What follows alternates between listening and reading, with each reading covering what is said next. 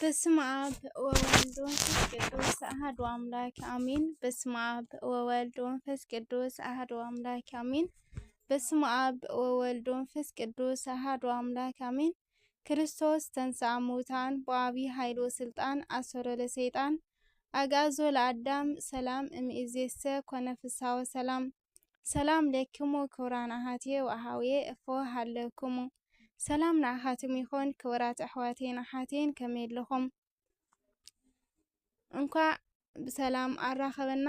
ከም እግዚኣብሔር ቅዱስ ፍቓድ ካብ ዝሓለፈ ዝቐጸለ መበል 33 ናይ ቅዱስ ዮሃንስ ኣፈወርቂ ህይወቱን ትምህርቱን ሒዘልኩም መጽአ እኒአኹ። ጀሚረ ክሳብ ዝውድእ ምሳይ ክትጸንሑ ብትሕትና ይምሕፀን። ክትኣትዩ ተለኹም ናይ ደወል ምልክት ብምጽቃጥ ቤተሰብ ኩኑ። ቤተሰብ ዝኾንኩም ድማ ላይክ ሸር እናገበርኩም ምበረታዕኹም ኣይፈለየኒ።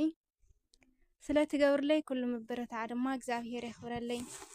ናይ ቅዱስ ዮሃንስ ኣፈወርቂ ህይወቱን ትምህርቱን መበል 33 ክፋል ክፍሊ ትምህርቲ 3 ሰብ ንናይ ሰይጣን ፈተና ዝጻወር ዝተውሃቦ ሓይልን ስልጣንን።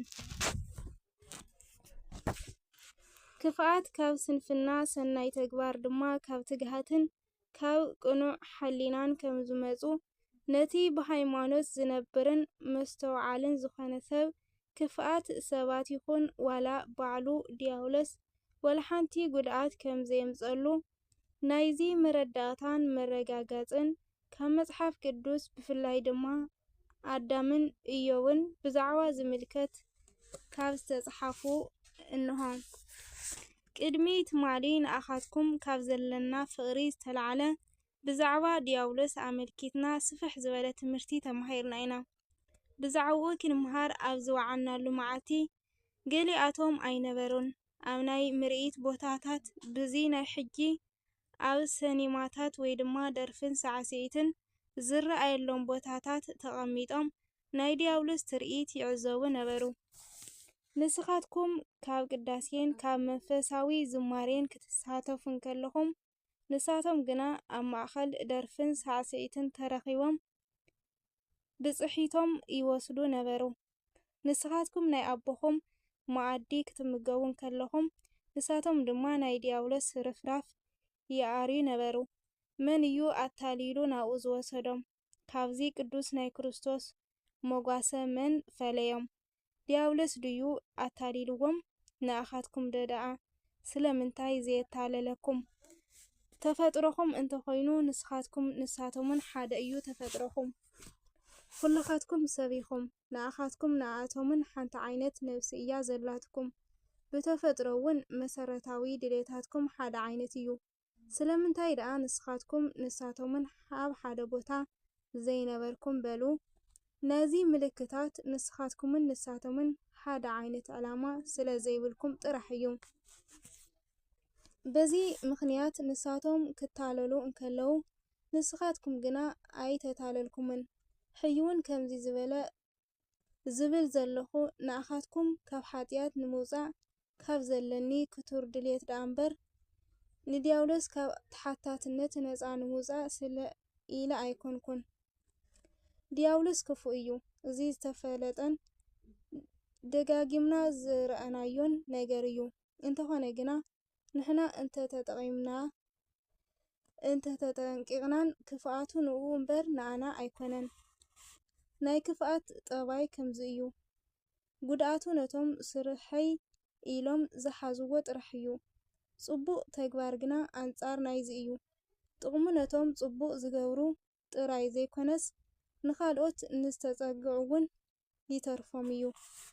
ክፉእ ክፍኣቱ ንርእሱ ክኸውን ከሎ ጽቡቕ ነገር ግና ንኻልኦት እውን ጽቡቕ ከም ዝኸውን ንኽትርዳእ ኣብ መጽሓፍ ምሳሌ ካብ ዝተጽሓፈ መረጋገጺ ክነምጽእ ኢና። ለባም እንተ ኮይንኻ ንርእስኻን ንብጻይካን ትረብሕ፣ መላገጺ እንተ ኮይንኻ በይንኻ ኢኻ ትጉዳእ።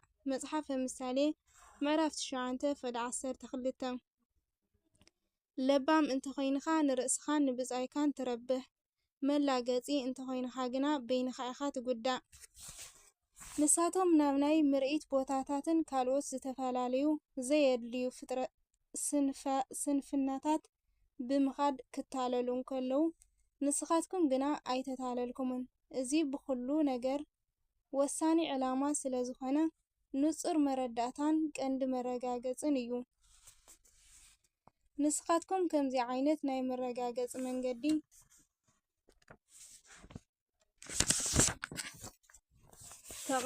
ተጠቐሙ።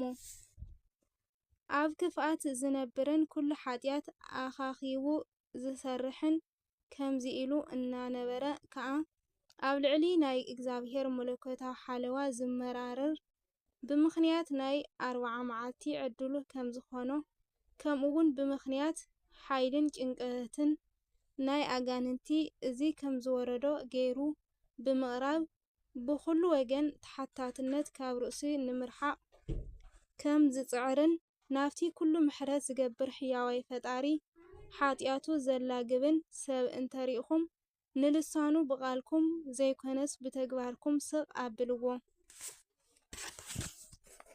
ነዚ ድማ ኣብ ጽቡቕ ሕይወትን ብትዕግስትን ዝነብር ካልእ ሓው ረኣይዎ። ብዙሕ ዘረባ ምዝራብ ዝረቐቐ ናይ ዘረባ ክእለትን ስልትን ምድርራብ ኣየድልን እዩ። ጉዳዩ ብተግባራዊ ሕይወት ዘረጋግጽ እዩ።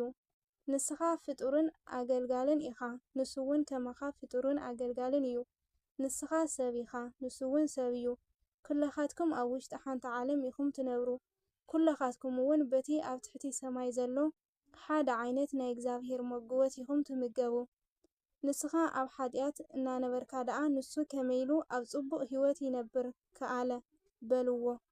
በዚ ምኽንያት እዚ ከዓ እግዚኣብሔር ኃጢኣተኛታት ምስ ጻድቃን ተሓዋዊሶም ኣብ ሓደ ከም ዝነብሩ ዘገበረ ንኃጢኣተኛታት ዝተፈለየ ዓለምን ካልእ ሕግን ኣይሃበን። ንጻድቃን እውን ፈልዩ ንበይኖም ኣብ ካልእ ዓለም ክነብሩ ኣይገበረን። ክልቲኦም ምእንቲ ክጠቓቐሙ ብሓደ ከም ዝነበሩ ገበሮም።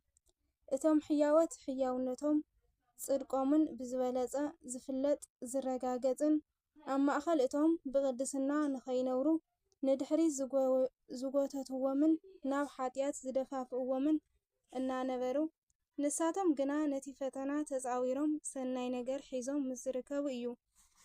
እቶም ቅኑዕናኻትኩም ምእንቲ ክገሃዱስ ኣብ ማእኸልኩም ምፍልላይ ክኸውን ግዲ እዩ ተባሂሉ ተጻሒፉ እዩ። ቀዳማይ ቆሮንቶስ ምዕራፍ 11:19። ስለዚ ካብዚ ምኽንያት እዚ ዝተለዓለ እቶም ቅንዓት ብዝበለጸ ክበርሁን ደሚቖም ምእንቲ ክረኣዩን ነቶም ክፉኣት ኣብዚ ዓለም ንኽነብሩ ሓዲግዎም ኣሎ። ጥቕሙ ክሳዕ ክንደይ ከም ዝኸዶ ርኢኹም። እንተኾነ ግና ጥቕሙ ካብ ብርቱዓን ሓይልን ናይቶም ቅኑዓት ዝመጸ እዩ። ካብዚ ዝተለዓለ ንኖህ እነድንቆ ጻድቕ ስለ ዝነበረ ጥራሕ ወይ እውን ፍጹም ስለ ዝነበረ ጥራሕ ኣይኮነን። ኣብ ማእኸል እቲ ክፉኣት ዝተመላሸወ ትውልዲ እናነበረ ናይ ጽድቂ ሕይወቱ ኣይለወጠን።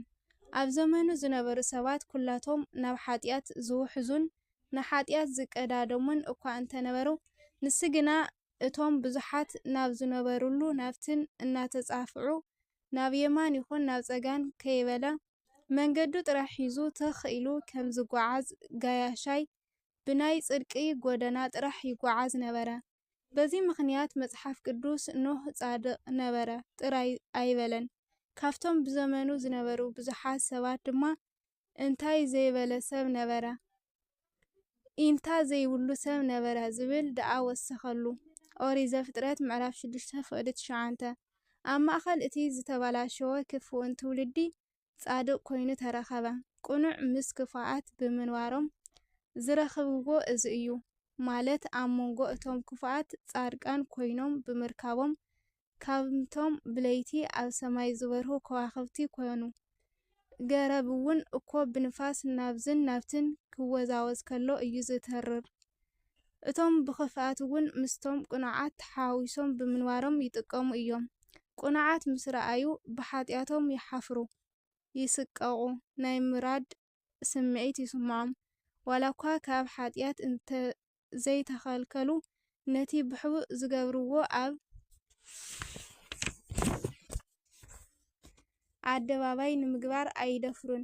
ሓጢኣት ኣነዋርን ነገር ኣብ ኣደባባይ ብግልፂ ዘይምግባር እውን ቀሊል ነገር ኣይኮነን። ናይ ካልኦት ጽቡቕ ህይወት ንኽፍኣት ዘይኣተዎም ወቃሲ ምስክር ዳኛ ይኾኖም። ብምኽንያት እቲ ኣብ ማእኸል ዘሎ እቶም ቅዱሳን እቶም ቅኑዓትን ሰባት ምንባሮም ብኃጢአት ምስቃቕን ርእስኻ ምውቃስን ከዓ ብቐሊሉ ዘይርአ ነፍስኻ ናይ ምልዋጥ ናይ መጀመርታ ደረጃ እዩ። ኣብ ማእኸሎም ምንባር ብሕሊና ብምስቓቕ ብኃጢአት ካብ ምሕጓስን ካብ ምሕባንን ንኃጢአታዊ ትምኒታት ብዝፈቐደ ካብ ምክታልን ከም ልጋም ኮይኑ ይሕዘካ። ብሓደ ተሓዋዊሶም ብምንባሮም እቶም ቅኑዓት ካብቶም ክፉኣት ዝረኽብዎ ክፍኣት ድማ ካብቶም ቅኑዓት ዝረኽብዎ ጥቕሚ ዓብዪ ከም ዝኾነ ዶ ኣስተውዒልና? በዚ ምኽንያት እዚ ድማ እግዚኣብሔር ኣብዛ ዓለም ሓደ ካብቲ ሓደ ዘይፈላለዩ ገበሮም ይብል ቃሉ። ስለ ቅዱስ ቃሉ ቅዱስ እግዚአብሔር ኣምላኽና ሽሙ ዝተኸበረ ዝተመስገነ ይኹን። ኣብ ዝመጽእ መበል 34 ክፋል ሒዘልኩም ክመጽእ እየ። ወስብሐት ለእግዚአብሔር ወለወላዲቱ ድንግል ወለመስቀሉ ክቡር አሜን።